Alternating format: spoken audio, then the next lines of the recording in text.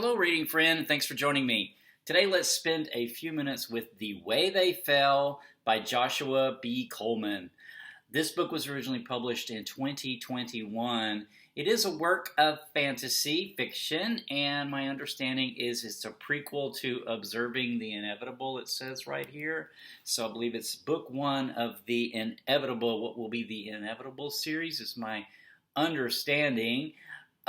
I decided to read this through a method that has happened a few times on my channel where I get a message from an author and, sort of suggesting their book. And in this case, the author said in the body of the email, he said, I focus pretty heavily on group dynamics, control, and identity within a group. That sounded right up my alley, so I decided to give this one a read, and I enjoyed it quite a lot. So let's dive into a bit of what it's about. So it's, like I said, a work of fantasy. It's set in a world that's not terribly unfamiliar to our own. We have two main groups of people living sort of side by side, but with very different societies.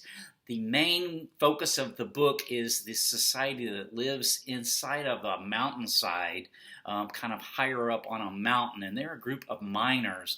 They have a really communal life where they have a power structure in their community of elders, and then everything else, the decisions are made for the group more so than for the individual. They have shared dining spaces. They all live in the same sort of, it's a rock-hewn kind of habitat that they all live in. The whole community lives there together, and so they do have these group decisions, and the way that they've historically, or at least throughout the first part of the book anyway, make decisions is really based on this elder hierarchy.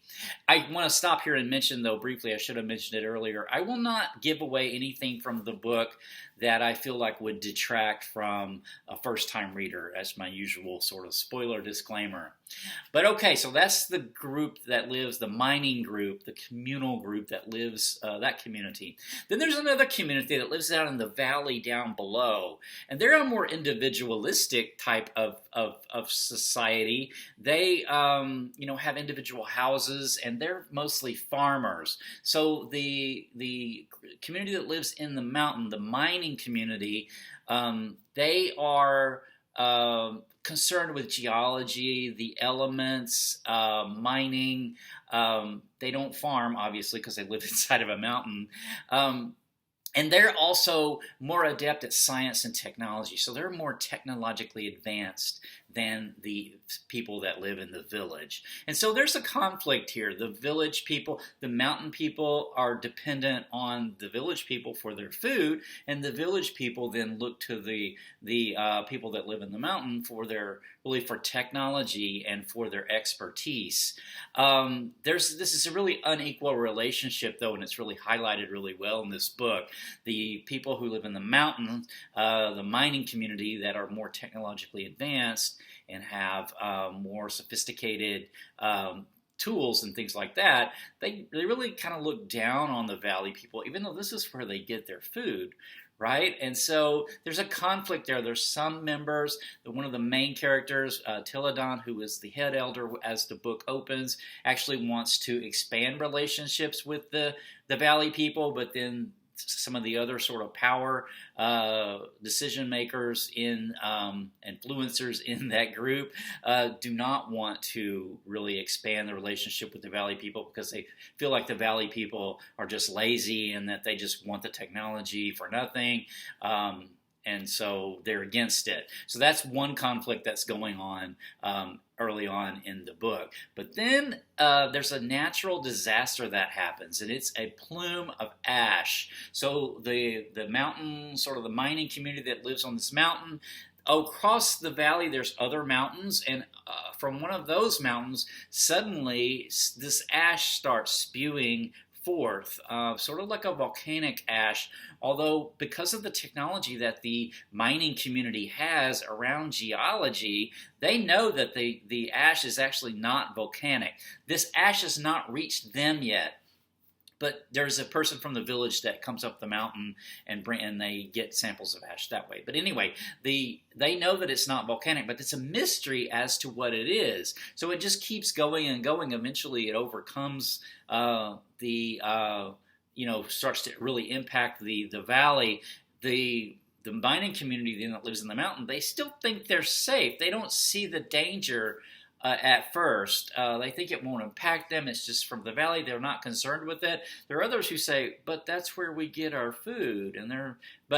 So it doesn't really click with people. This really reminded me to some degree about climate change and, people who deny that there's any change in climate, even though, we see that evidence.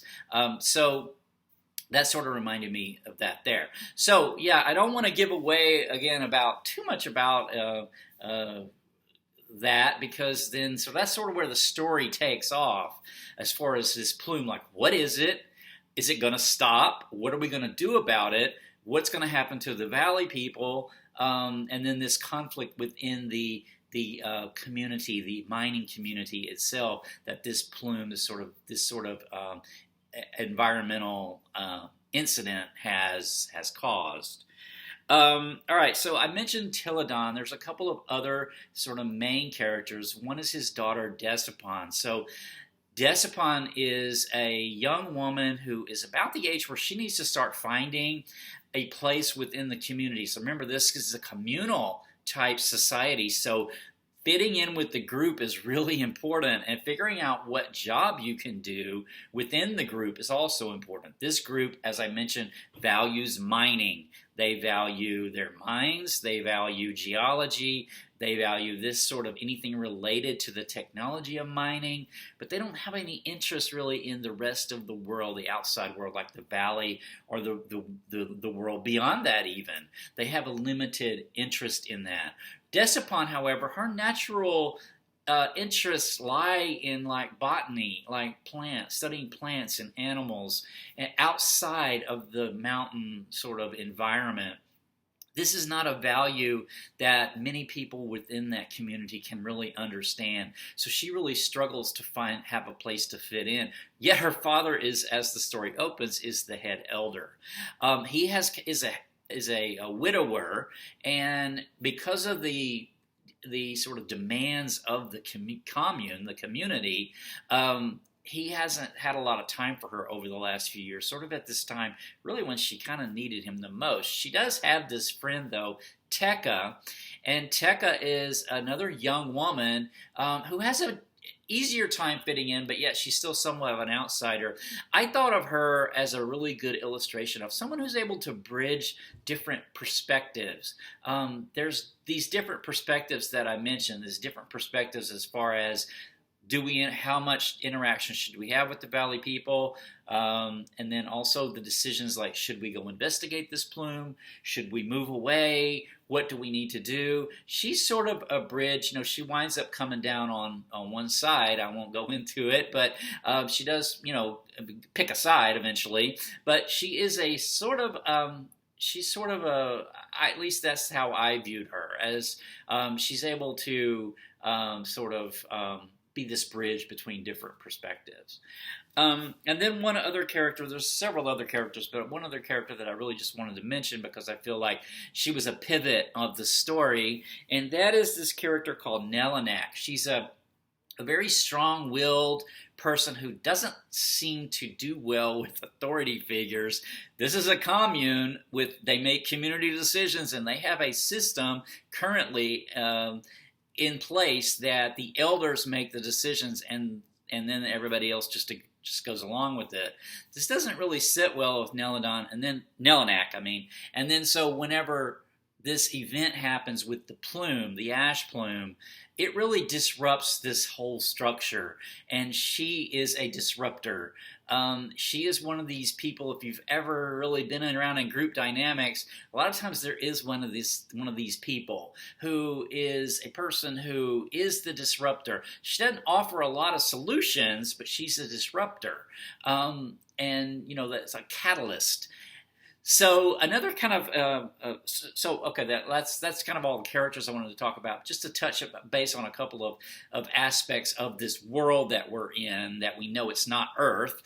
There is this element. So a while back, I guess several years previous, there had been a traveler pass through and had shown the commune there. You know, they don't ever leave because they're miners, so this is what they do. So they don't travel, and they don't ever go anywhere individually. They're always in a group, and so they don't travel. But this traveler passed through and sort of showed them, to entertain them, showed them this element called cathial. And this acathial is an element that could float, and it was sort of an anti-gravity element. And it also turns blue at night. Like in the dark, it turns blue, if I remember right. So this was like amazing to everybody there, at this time. This is several years previously. Well, what ends up happening, this acathial, this idea of the acathial ends up being the catalyst that causes a big shift in this community. I'll talk more about that here in a bit. But another thing about this that's sort of, we know this is not quite our Earth, is power crystals. So the technology of the mining community, they have these things called power crystals. And these power crystals vibrate at certain frequencies around elements. And so the miners will know what kind of element something is because of this power crystal. So this is some technology, an example of a technology that they have developed around mining. But, just a couple of key takeaways before I run out of time. I mentioned this idea of this acathial and how it was a pivot point. This gets brought up, this element and this visit from this traveler from years previously gets brought up in a conversation in the communal dining room that causes an immediate shift in the perspective of about half of the community. And so to me, that was really a well done segment of the book, where there's just this energy, the whole energy of the community pivoted around that. And it was just something that was mentioned in this conversation in the dining room. And it really made me think about how that works. This is a micro level, small commune, but how that can scale up into something like a national level or even a global level, where some event can happen that energy just coalesces around, and then suddenly, in a relatively short amount of time, the whole dynamic has shifted and changed. And I just thought that was so interesting and so well done in this book. The other thing I wanted to mention was how familiar this group dynamic was to situations that I've had in my own personal experience. I could really relate to it. With certain groups that I belong to, the different aspects of the decision-making, particularly either the kind of top-down core elite group making decisions that everybody else follows, and also this sort of decentralized aspect where decisions just seem to make themselves, or people reach a consensus without really even a lot of discussion. They just reach a consensus on what action to take. And to me, that's kind of almost a magical thing that can happen. And it's illustrated really, really well here in this book, I think. So I enjoyed this very much. I'm so glad that I picked it up and gave it a read. I would like to read the next book called Observing the Inevitable, because this does end on a couple of cliffhangers about what's going to happen to our groups at this point. So very interesting. All right, I will leave the chat there. My next chat is going to be The Invisible Life of Addie LaRue by V.E. Schwab. I should have a chat on this coming up fairly soon. I am almost finished with it. So until next time, take care. Bye.